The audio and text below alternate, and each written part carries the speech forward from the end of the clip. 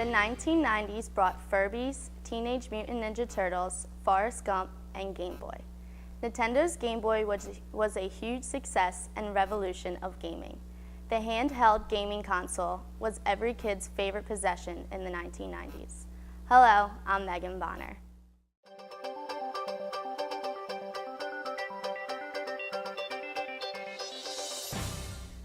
With so many different games, it was impossible not to love the Game Boy. Sadly for Nintendo, other systems came about and the Game Boy wasn't as advanced anymore. Here we are almost 22 years later and the Game Boy is a distant memory. I had the chance to talk to Nintendo expert Chris Batchelor about the history of this once hot handheld system. Hi, I'm with Chris Batchelor from Hershey, Pennsylvania, who is a huge Game Boy fan, a Nintendo fan, and an expert. Hi Meg, thanks for having me. No problem, thanks for being here. So, what is Nintendo?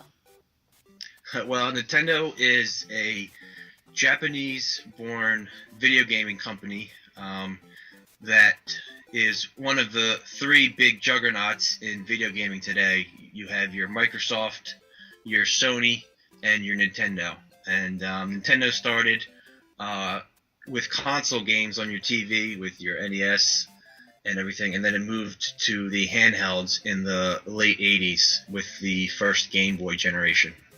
So, what is Game Boy?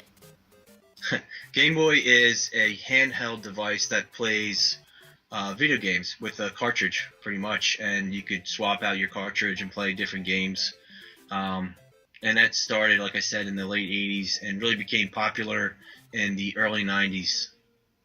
So why was Nintendo and Game Boy so successful then and not now? Well, I think you can answer that two ways. I think with technology, the Game Boy advanced itself. You had your Game Boy regular first, and then your Game Boy Pocket, which was smaller, and then you did your Game Boy Color, which brought obviously color to the handheld, and then you have your DS, which was Nintendo dual screen, and so the Game Boy itself changed throughout time, and obviously now you have your 3DS, which is your 3D Game Boy, so to speak. I guess it's your great grandson of the Game Boy. So I think the Game Boy itself is dead, but you know its family is living on today, and actually majority of Nintendo's profit comes from their 3DS. How old were you when Game Boy came out? Well, I was 8, 9, 10 when it came out. It became really popular in the U.S. with your Zelda games, your Donkey Kong, your Mario Lands, and especially your Pokemon games, which was in the 94, 95 where it really exploded in the U.S. So why do you think that your generation now is buying Game Boys on eBay? Why are they so much more expensive than they were then?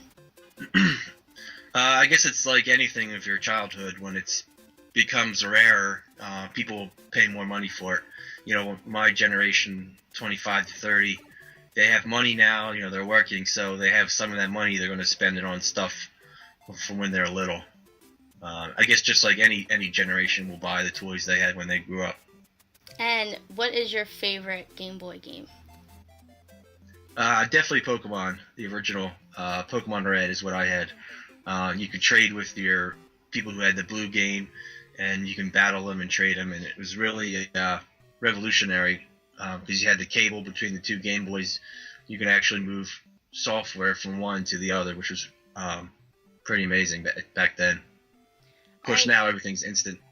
That's true. So thank you so much for being able to Skype me. I really appreciate it. And that's all the questions I have for you today. All right, great. Thanks. Thank you. The constant competition and advancement of video graphics and the demand for more immersive games keeps pushing the state-of-the-art to new heights. Sometimes it's good to look back at where the entertainment we take for granted comes from. Reporting for Demtech.org, this is Megan Bonner.